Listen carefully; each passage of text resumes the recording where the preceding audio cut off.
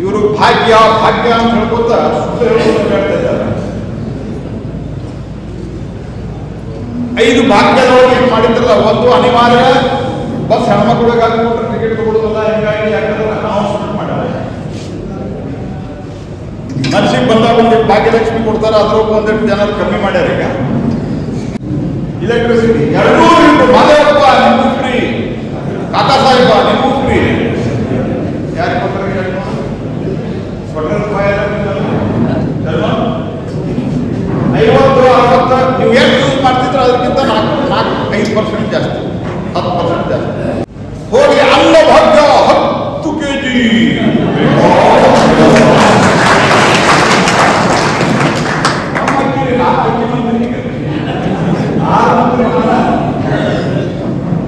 ನಾವು ಕೊಡೋದು ತಮ್ಮ ಹೆಸರು ಬರ್ಕೊತಾರೆ, ಇಂಥ ಕಂಡಿರ್ತಾರೆ. ಅನ್ನಭಾಗ್ಯ 5 kg ಕೊಡ್ತಾ ಇದ್ದೀವಿ. ಗಾಂಧಿ ಫ್ಯಾಮಿಲಿ ಮಾಮಾಗಳು ಇದ್ರಲ್ಲ, ಕಮಿಷನ್ ಕೊಟ್ಟರು, ಕಮಿಷನ್ ಕೊಟ್ಟರು. ಗಬ್ಬರ್ ಸಿಂಗ್ ಟ್ಯಾಕ್ಸ್ ಆಯ್ತು. ಮೊದಲು ಎಷ್ಟಿತ್ತು ಗಬ್ಬರ್ ಸಿಂಗ್ ಟ್ಯಾಕ್ಸ್ ಅಂತ ಹೇಳೋರು? ಒಂದು ಸ್ಕೂಟರ್ ತಗೊಂಡ್ರು. ಮೊದಲು ಎಷ್ಟಾಗಿತ್ತ? ಒಂದು ಸ್ಕೂಟರ್, ಒಂದು ಕಾರ್ ಅಥವಾ ಒಂದು ರೆಫ್ರಿಜರೇಟರ್ ಖರೀದಿ ಮಾಡ್ಬೇಕಂತಂದ್ರ ಕಾಂಗ್ರೆಸ್ ಕಾಲದಾಗ 30% ಟ್ಯಾಕ್ಸ್. GST ಬಂದಲ್ಲ, ಎಷ್ಟಾಗಿತ್ತು? GST ಬಂದಲ್ಲ, ಅದು 13% ಆಗಿದೆ. ಈಗ ಎಷ್ಟಾಗಿದೆ? 0 ಅಥವಾ 5%. ಬಿಡಿ ಭಾಗಗಳು ಕೆಲವರು 0 ಆಗ್ಯದ, ಎಲ್ಲ 5% ಆಗಿದೆ. Confused party, confused leader, confused ಕೇಳರ್. ಇದು ಕಾಂಗ್ರೆಸ್ ಪಾರ್ಟಿ. ನಾವಲ್ಲೇ ಡೆಲ್ಲಿ ಒಳಗೆ ಪ್ರೆಸ್ ಮೀಟ್ ಅಡ್ರೆಸ್ ಮಾಡ್ತಾ ಇದ್ದೀವಿ. ರಾಹುಲ್ ಗಾಂಧಿ ಹೇಳಿಕೆ ಬಂತು, ನನಗೆ ಟೈಮ್ ಇನ್ನೊಂದವ್ರು ಕೇಳಿದ್ರು. ಅವರೇ ಹೇಳಂತಂದ್ರಿ ನಿಮ್ಗೆ ಕಮ್ಮಿ ಮಾಡ್ಲಿಕ್ಕೆ. ಆಯ್ತು, ಅವರೇ ಹೇಳೆಲ್ಲ ಮಾಡಿ ಸ್ವಾಗತ ಮಾಡಂತ ಹೇಳೋದು. ಆಮೇಲೆ 2 ದಿವಸ ಹೇಳಿಕೆ ಕೊಟ್ಟರು. ನಮ್ಮ ರಾಜ್ಯಗಳಿಗೆ ಅಂದ್ರೆ ಕರ್ನಾಟಕ ಇರ್ಬೋದು, ಎಲ್ಲ ರಾಜ್ಯಗಳಿಗೆ GST ಕಮ್ಮಿ ಆಗೋದನ್ನು ತುಂಬ ಕೊಡ್ರಿ ಅಂದ್ರೆ ಒಂದು ಸ್ಪಷ್ಟ ಕಲ್ಪನೆನೇ ಇಲ್ಲ. ಒಂದು ಕಡೆ ಬೈತಾರೆ ಕಮ್ಮಿ ಮಾಡಿ, ಕಮ್ಮಿ ಆಯ್ತು, ಇನ್ನೊಂದು ಹೇಳ್ತಾರೆ ನಾವೇ ಹೇಳಿದ್ವಿ. ಹಾಗಾಗಿ ಸ್ನೇಹಿತರೆ, ಮತ್ತು ಕಾಂಗ್ರೆಸ್ ಪಾರ್ಟಿ ಏನು ಡಿಮಾಂಡ್ ಇತ್ತು? ಎಲ್ಲರಿಗೂ 15% ಮಾಡ್ರಂತ. ಕಾಂಗ್ರೆಸ್ ಪಾರ್ಟಿಗೆ ಅಧಿಕೃತ ಡಿಮಾಂಡ್ ಇದೆ, ಎಲ್ಲರಿಗೂ 15% ಮಾಡ್ರಂತ. ಅದಕ್ಕೆ ಮಾತು ಜೆಟ್ಲಿ ಒಂದು ಉದಾಹರಣೆ ಕೊಟ್ಟಿದ್ದಾರೆ. ನೀವು ಇನ್ನೂ ಅಂದ್ರೆ ಮರ್ಸಿಡೀಸ್ ಕಾರ್ ತಗೊಳ್ಳೋರಿಗೆ, BMW ಕಾರ್ ತಗೊಳ್ಳೋವಾಗ ಮತ್ತು ಒಂದು ಸಾದಾ ಸೈಕಲ್ ಅಥವಾ 2 ವೀಲರ್ ತಗೊಳ್ಳೋವಾಗ ಟ್ಯಾಕ್ಸ್ ಅಂತ ಇರಬಾರ್ದು. ಅವ್ನು ಟ್ಯಾಕ್ಸ್ ಜಾಸ್ತಿ ಇರ್ಬೇಕು. ಅವ್ನು 28% ಅದ, ಉಳಿದವ್ರಿಗೆ 8% ಅದ. 28% ಇತ್ತು, ಇದೀಗ 18% ಆಗಿದೆ. ಇದು ಇವತ್ತು ದೇಶದಲ್ಲಿ ಆಗ್ತಾ ಇರುವಂತಹ ಒಂದು ಬದಲಾವಣೆ. ಕಾಂಗ್ರೆಸ್ ಪಾರ್ಟಿ ಇದರ ಟ್ಯಾಕ್ಸ್ ಒಂದು ಮಷೀನ್ ಅಂತ ಮಾಡ್ತಾರೆ. ಆದರೆ ಇವತ್ತು ಸನ್ಮಾನ್ಯ ಪ್ರಧಾನಮಂತ್ರಿಗಳ ನೇತೃತ್ವದಲ್ಲಿ ನಾವು ಈ ಒಂದು ಬದಲಾವಣೆಯನ್ನೇ ತಂದಿವಿ. ಇದಕ್ಕೆ ಜನರ ಸಹಕಾರ. ಮೊದಲೇನು ಸೋಲಾರ್ ಇಂಪ್ರೂವ್ಮೆಂಟ್ಸ್ ಅದರೊಳಗೆ 250 ಗಿಗಾವಾಟು, 253 ಗಿಗಾವಾಟು ಸೋಲಾರ್ ಅಂದ್ರೆ ರಿನ್ಯೂವಬಲ್ ಎನರ್ಜಿ. ಆ ರಿನ್ಯೂವಬಲ್ ಎನರ್ಜಿಗೆ ಬೇಕಾದಂತಹ ಎಲ್ಲಾ ಪ್ರಾಡಕ್ಟ್ಗಳ ಮೇಲೆ ಟ್ಯಾಕ್ಸ್ ಅನ್ನು ಈಗ 5% ಆಗಿದೆ. 5% ಆಗಿದ್ದರಿಂದ ಪರಿಣಾಮ ಏನಾಗ್ತದೆ? ಪರ್ ಯೂನಿಟ್ ಕಾಸ್ಟ್ ಇವತ್ತು ₹2.30, ₹2.40 ಬರ್ತಾ ಇದೆ. ಮ್ಯಾನುಫ್ಯಾಕ್ಚರಿಂಗ್ ಕಾಸ್ಟ್ ನಿಮ್ಮ ತನಕ ಬರೋ ತನಕ ಕರ್ನಾಟಕ ಸರ್ಕಾರದವರು ನಿಮ್ಮ PIC ಕಡೆ ಜಾಸ್ತಿ ದುಡ್ಡು ತಗೋತಾರೆ, ಅದು ಬೇರೆ ವಿಷಯ. ಆದರೆ ಅದಕ್ಕೆ ಕಾಸ್ಟ್ ಬರ್ತಾ ಇರೋದು $2.30, ಈ $2.30 ಅದು ಇನ್ನೂ ಕಮ್ಮಿ ಆಗ್ತದೆ. ಈಗ ಇವ್ರು ಹೇಳಿದ್ರು ಸ್ವಾಮೀಜಿ ಅವರು, ಇಲ್ಲ ನಮ್ಮಲ್ಲಿ ನೀವು ಸೋಲಾರ್ ಕೊಡ್ಬೇಕು. ಸೋಲಾರ್ ನಾವು ಕೊಟ್ಟಿದ್ದು ತಗೊಳ್ಳಬೇಕಾದ್ರೆ ರಾಜ್ಯ ಸರ್ಕಾರ ಅದಕ್ಕೆ ಟೆಂಡರ್ ಕರೀಬೇಕು. ರಾಜ್ಯ ಸರ್ಕಾರ ಅದಕ್ಕೆ ಜನರಿಗೆ ಅನುಕೂಲತೆ ಮಾಡಿಕೊಡ್ಬೇಕು. ನಾವು ರಾಜ್ಯ ಸರ್ಕಾರಕ್ಕೆ ದುಡ್ಡು ಕೊಡ್ಲಿಕ್ಕೆ ತಯಾರಾಗಿ ಸದ್ಯ ನಾನು ಮುಖ್ಯಮಂತ್ರಿಗೆ, ಗವರ್ನರ್ಗೆ ಹೇಳಿದ್ರು, ನೀವು ಸರಿಯಾಗಿ PM ಕುಸುಮ್ ಸ್ಕೀಮ್ ಇಂಪ್ಲಿಮೆಂಟ್ ಬರುವಂತಹ ಉತ್ಪಾದನೆಗಳು ಅವುಗಳ ಮೂಲಕ ನಮ್ಮ ದೇಶದ ಜನರಿಗೆ ಉದ್ಯೋಗವನ್ನು ಜಾಸ್ತಿ ಮಾಡೋದು.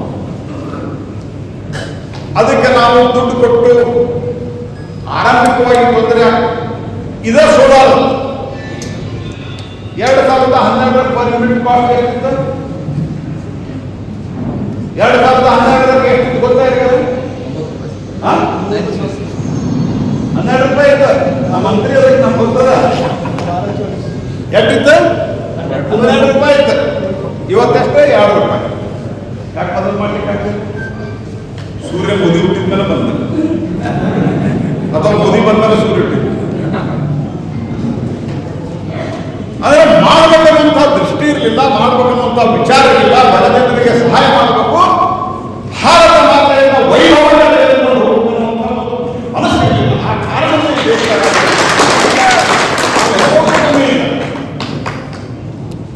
ಇವತ್ತು ಡಿಫೆನ್ಸ್ನಲ್ಲಿ 5,000 ಕೊಡಬೇಕು. ಡಿಫೆನ್ಸ್ನಲ್ಲಿದ್ದು ಯಾವುದೇ ಕಾರಣಕ್ಕೆ ಆಮದು ಮಾಡಿಕೊಡೋದು. ಮೊದಲು ಯಾವ್ದು ಆಮದು ಮಾಡಿಕೊಡ್ತಾ ಇದ್ರು ನಾವು? Bullet proof jacket. ಕೋವಿಡ್ ಬಂದಿದ್ದ, ಆ ಕೋವಿಡ್ನೊಳಗೆ ಮೇಲೆ ಇದು ಮಾಡ್ಕೊತಿದ್ರಲ್ಲ, ಅದು ಇಂಪೋರ್ಟ್ ಮಾಡ್ತಿದ್ರು. ಆ PPT ಕಿಟ್ ಇಂಪೋರ್ಟ್ ಮಾಡ್ತಿದ್ರು. Bullet proof jacket import, boot import, ಆ ಚಳಿ ಒಳಗೆ ಹಾಕೋ ಚಸ್ಮಾ ಇಂಪೋರ್ಟ್. ಯಾಕೆ ಇಂಪೋರ್ಟ್ ಮಾಡ್ತಿದ್ರು ಗೊತ್ತಾ? ಯಾರಿಗೆ ಗೊತ್ತಿದ್ರೆ ಹೇಳಿ ನೋಡಿ.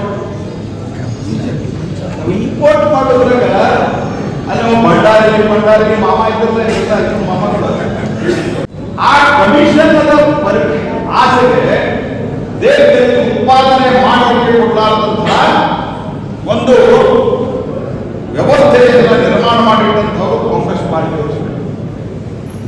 ಇವತ್ತು ಅದರ ಪರಿಣಾಮ, ನಾವು ಚೇಂಜ್ ಮಾಡಿದ ಪರಿಣಾಮ ಜಗತ್ತಿನ ಮುಂದೆ ನಾವು ಇವತ್ತು ತಲೆ ಎತ್ತಿ ನಿಲ್ಲುವಂತಹ ಒಂದು ಸ್ಥಿತಿ ಇವತ್ತು ನಿರ್ಮಾಣ ಆಗಿದೆ. ಹಾಗಾಗಿ ಕೃಷಿ ಕಮ್ಮಿ ಆಗಿದೆ. ಟ್ರ್ಯಾಕ್ಟರ್ಗಳು, ಹನಿ ನೀರಾವರಿ ವ್ಯವಸ್ಥೆ, ಸ್ಪ್ರಿಂಕ್ಲರ್ಸು, ಟ್ರ್ಯಾಕ್ಟರ್ ಟೈರು, ಬಿಡಿ ಭಾಗ, ಇವು ಎಲ್ಲವೂ ಸಹಿತ ಇನ್ ಮೇಲೆ ಟ್ಯಾಕ್ಸ್ ಕಮ್ಮಿ ಆಗ್ತದೆ.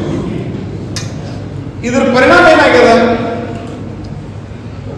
ಮೊನ್ನೆ ಪ್ರಧಾನಮಂತ್ರಿಗಳು ಒಂದು ಉದಾಹರಣೆ ಹೇಳಿದ್ರು, ಎಲ್ಲ ಗಮನಿಸಿಲ್ಲ. ನಮ್ಮ ದೇಶದೊಳಗ ಬೆಂಗಳೂರಿನಿಂದ ಹೈದರಾಬಾದಕ್ಕೆ ಒಂದು ಏನಾದ್ರು ಪ್ರಾಡಕ್ಟ್ ಕಳಿಸ್ಬೇಕಂತಂದ್ರ ಇಷ್ಟು ಕಾಸ್ಟ್ ಇತ್ತು, ಇಷ್ಟು ಟ್ಯಾಕ್ಸ್ ಇತ್ತು. ಅವರ ವಿಮಾನ ವಾಪಸ್ ಹೈದರಾಬಾದ್ ಕೊಡ್ತಿತ್ತು. ಇಂಥ ಒಂದು ಕ್ಲಿಷ್ಟಕರವಾದಂತಹ ಒಂದು ವ್ಯವಸ್ಥೆಯನ್ನ ನಮ್ಮ ದೇಶದೊಳಗ ಮಾಡಿದ್ದಾರೆ. ಅದರ ಪರಿಣಾಮ ನಮ್ಮ ದೇಶದೊಳಗೆ ಉತ್ಪಾದನೆ ಆಗ್ತದೆ. ಈಗ ನಾನು ಹೇಳಿದಾಗ ನಮ್ಮ ರಿನ್ಯೂವಬಲ್ ಈ ಪಂಕ ಹಾಕಲ್ಲ, ಪವನ ವಿದ್ಯುತ್, ಈ ಪವನ ವಿದ್ಯುತ್ ಆ ರೆಕ್ಕೆ, ಪಂಕದ ರೆಕ್ಕೆ ಇರ್ತಾವಲ್ಲ, ಏನಂತ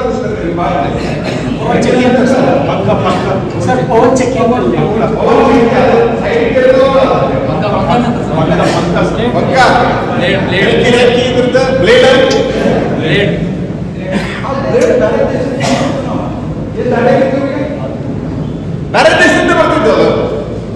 ಈಗ ನಾವು ಆರ್ಡರ್ ಮಾಡಿ ಈಗ ತಯಾರ ಅದು ಯಾಕೆ ಮಾಡ್ತಿದ್ರೆ ಸಣ್ಣ ತರಿಸ್ತು. ನಾವು ಹೇಳಿದ್ರೆ ಇಲ್ಲೇ ಮಾಡಬೇಕು, ದೊಡ್ಡದು ಮಾಡಬೇಕು, ಮತ್ತು ದೊಡ್ಡದು ಮಾಡಿ ಹೆಚ್ಚು ಕಮ್ಮಿ ಗಾಳಿಯಿಂದ ಹೆಚ್ಚು ವಿದ್ಯುತ್ತನ್ನು ಉತ್ಪಾದನೆ ಮಾಡಬೇಕು, ರೇಟ್ ಕಮ್ಮಿ ಇರಬೇಕು. ಇದರ ಪರಿಣಾಮ ಬಹಳಷ್ಟು ಜನರಿಗೆ ಗೊತ್ತಿಲ್ಲ.